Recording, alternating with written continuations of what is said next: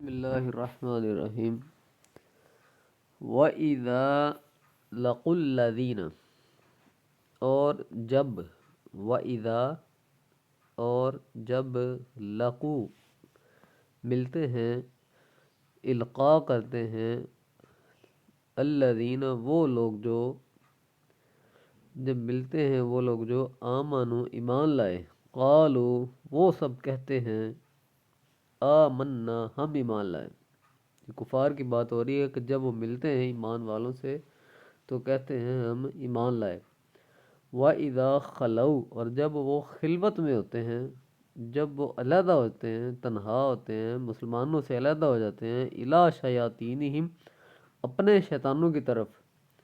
یہ ہا زیر میم ہم جو آ رہا ہے یہ ضمیر ہے، وہ ان کی طرف لوٹ رہی ہے۔ اِلَىٰ شَيَاطِینِہِمْ اپنے شیطانوں کے پاس قالوا تو کہتے ہیں انا معکم ہم تمہارے ساتھ ہیں، بے شک ہم تمہارے ساتھ ہیں۔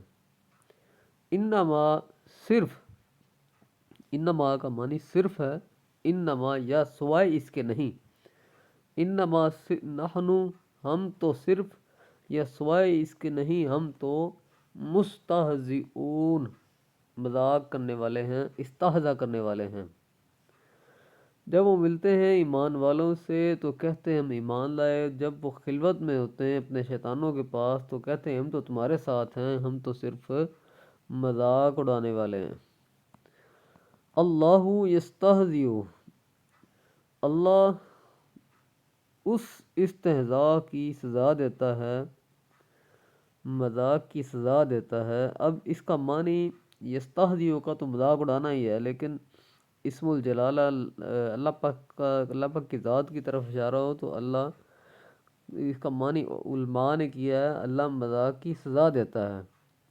بہم ان کو، وَيَمُدُّهُمْ اور مدت دیتا ہے اور ڈھیل دیتا ہے، وَيَمُدُّهُمْ ان کو فی طغیانہم اپنی ہی سرکشی میں، کہ وہ اپنی سرکشی میں بھٹکتے رہیں، ان کو اللہ پاک مدت دیتا ہے یا مہون وہ بھٹکتے رہیں۔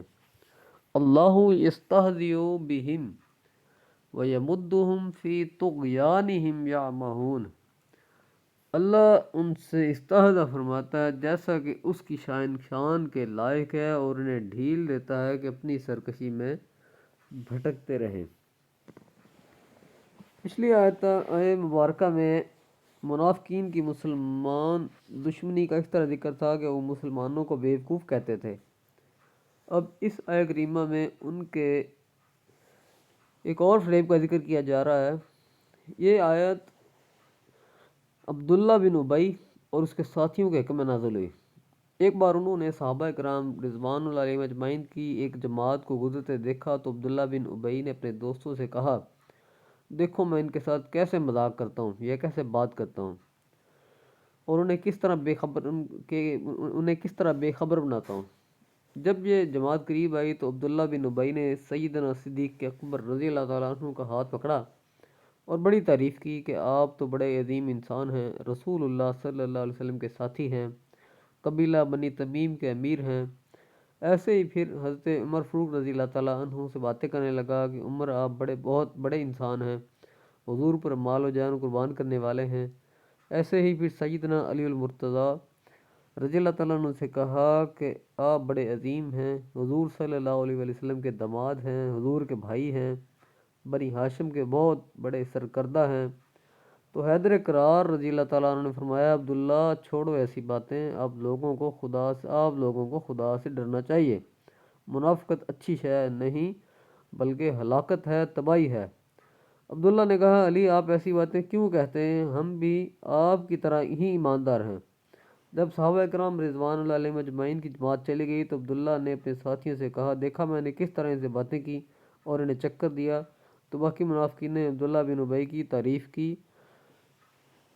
اب یہ آیہ کریمہ اتری۔ قرآن مقدس نے عام لوگوں سے ایسا کرنے سے منع فرمایا، عام لوگوں سے بھی مذاق کرنے سے منع فرمایا۔ کوئی قوم دوسری قوم سے مذاق نہ کرے، قرآن مقدس نے منافقین کے اس برے کردار کا ذکر فرما کر ان کے نفاق کو واضح کر دیا کہ ان کی دوہری چال ہے، ناپسندیدہ اور قبیح حرکت ہے۔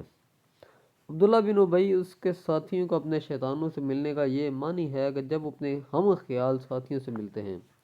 وہ یہود کے مختلف قبائل تھے جو مختلف مقامات پر اپنی اسلام دشمن سرگرمیوں میں مصروف رہتے تھے، جیسے عبدالدار جنیہ، ابو سورہ شام میں، ابو بردہ اسلمی بنو اسلم میں، کعب بن اشرف مدینہ منورہ میں۔ شیطانوں سے مراد ہر گمراہ سرکش بھی ہے، وہ کسی بھی گروہ یا علاقے سے تعلق رکھتا ہو۔